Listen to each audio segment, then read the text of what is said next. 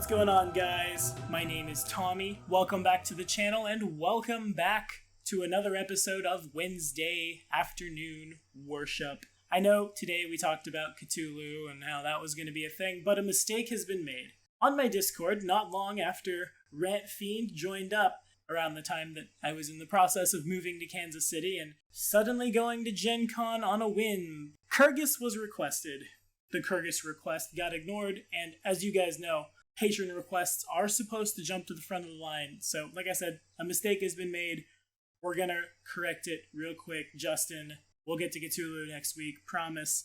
Today, at the request of Rant Fiend, we're cracking open our copy of Inner Sea Faiths. We're talking about Kurgess. If you guys have any requests, as always, throw them down in the comments. We'll keep the videos rolling. We'll actually, not ignore you. And if you like what you're seeing, be sure to like and subscribe. This episode of Wednesday Afternoon Worship today actually was brought to you in part by Rant Fiend. My friend, I'm real sorry that I screwed up. Thank you so much for your support. Let's get to it. So in Greek mythology, a lot of times mortals will, we see it all the time, end up getting the power of gods, godhood, be raised by gods, lifted up by gods, be the children of gods, all of that fun stuff. It's a very common theme in Greek mythology.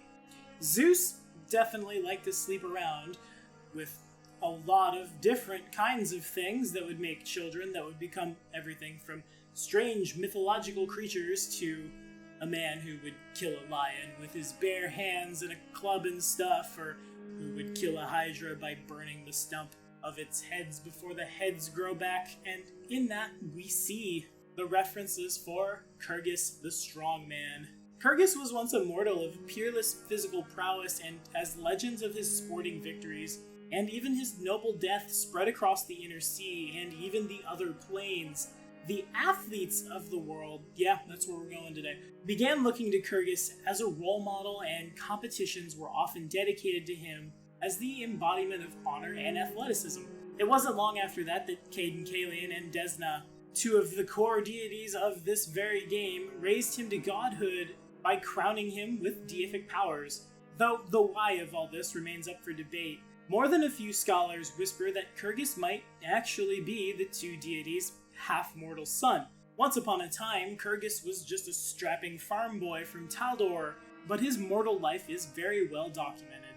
He was abandoned as an infant upon the doorstep of a Taldan couple who took him in. His extraordinary strength manifested before really he even reached puberty. By the age of 8, he could pull a sleigh loaded with his brothers and sisters back and forth across a field all afternoon. One day, Kurgess spotted a traveling merchant on the road who'd gotten his carriage stuck in a ditch, and the selfless youth shook hands with the stranger before disconnecting the carriage from its train and heaving the entire thing out of the ditch by himself. Impressed by this, the merchant offered Kurgess a deal. Kurgess could join him on his travels, and together they'd roam Taldor, with Kurgess competing in contests of strength and speed.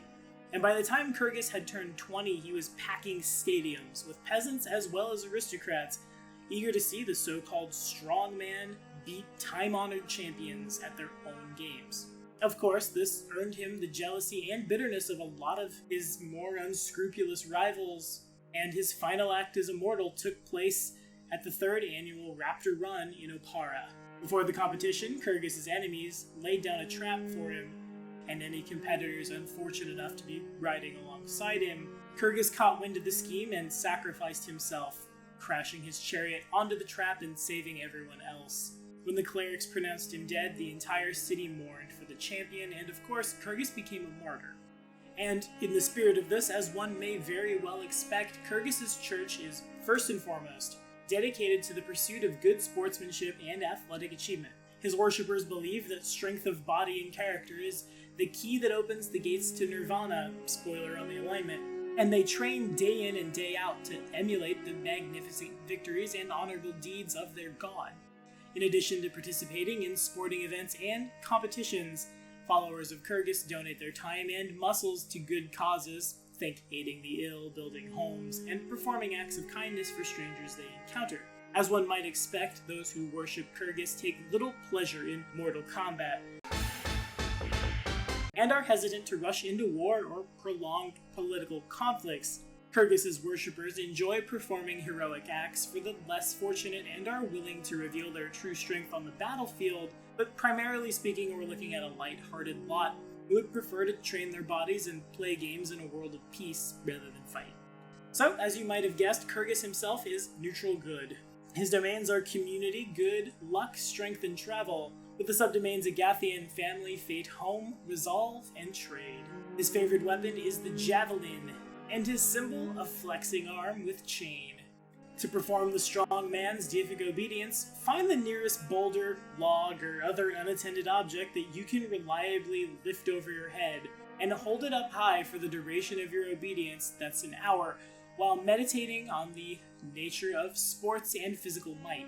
If you're interrupted at any time by any creature or person, you must challenge your interrupter to a contest of strength, speed, or stamina, with the boulder or another object of your obedience used as that main focus. So if you're holding up a boulder and someone walks down the street, you have to challenge them, assuming they interrupt you, to holding that boulder up, or I guess like running around in circles around it or something, I don't know.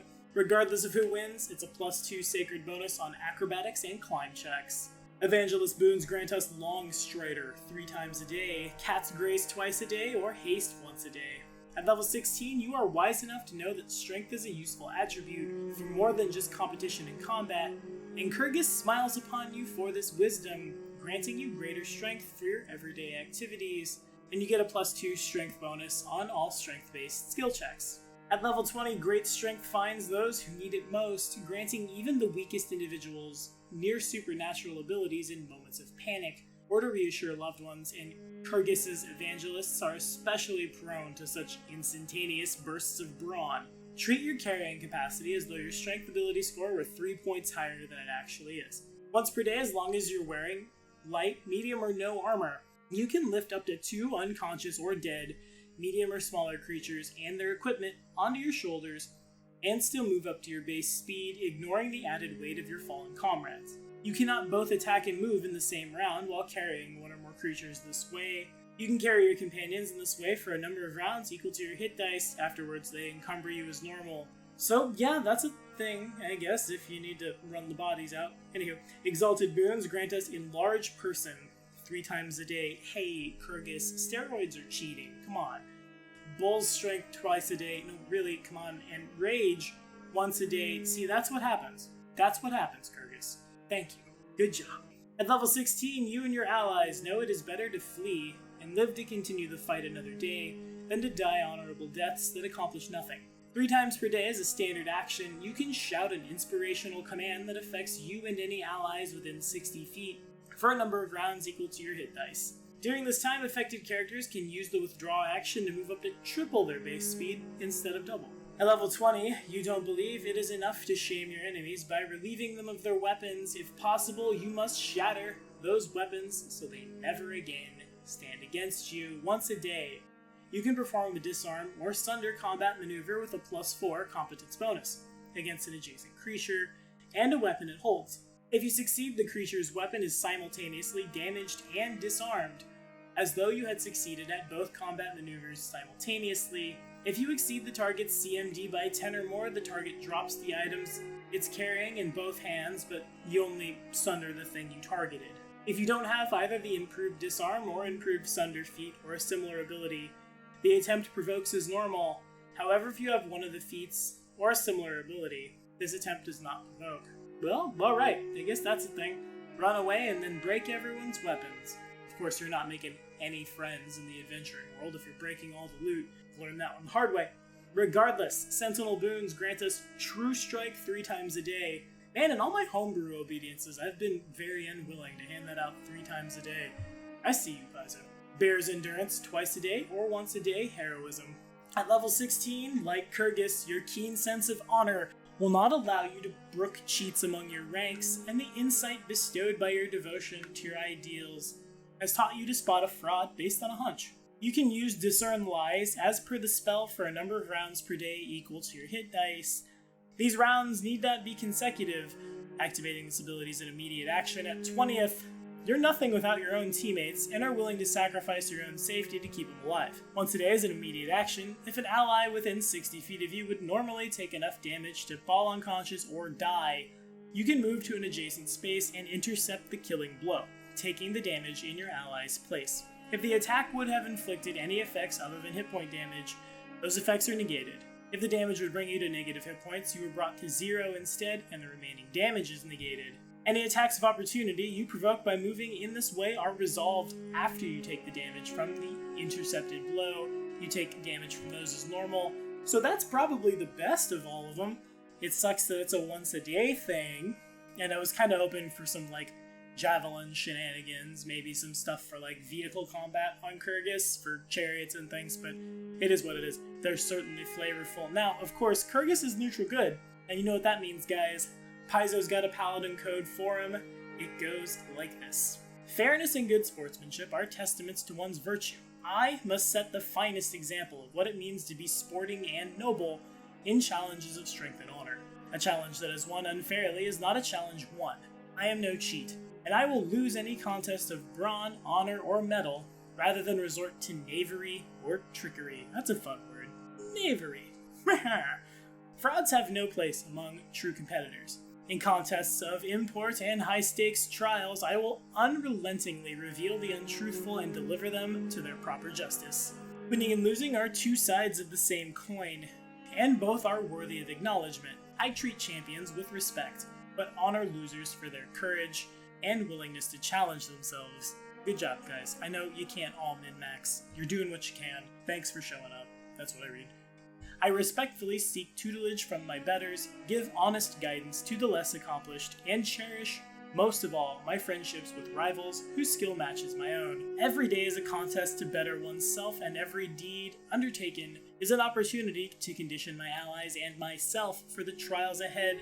Okay, so here's what I'm imagining for a character who worships Kurgess, and as weird as he is in Pathfinder as the god of professional sports and stuff, I can't help but picture something along the lines of just too much strength, enough charisma to be functioning, maybe not like the sorcerer, but close. Dump your intelligence to maybe not 7 or 6, but pretty low.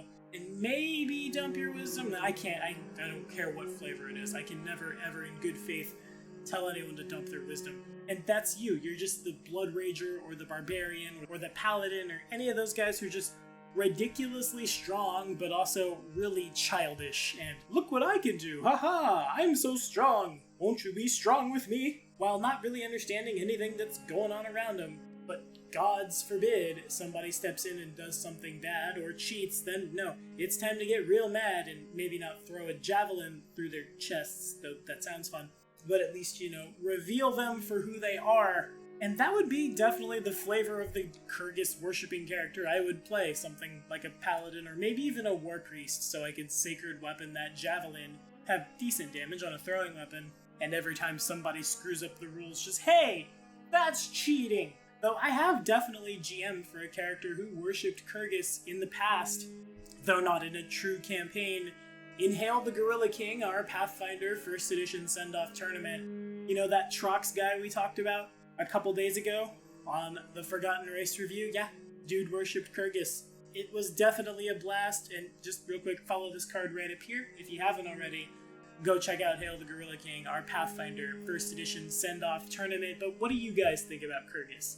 Is this a god you would worship? Is this a god that exists in your games? And also, how do we feel about things like contests of skill and organized sports and stuff in our Pathfinder games? Let me know all about it down there in the comments. We'll keep the conversation going. But that's all we got for today. Thanks guys so much for watching. And again, be sure to like and subscribe for more videos. The next episode of Wednesday Afternoon Worship, where, okay, seriously, we're gonna do Cthulhu, drops next Wednesday.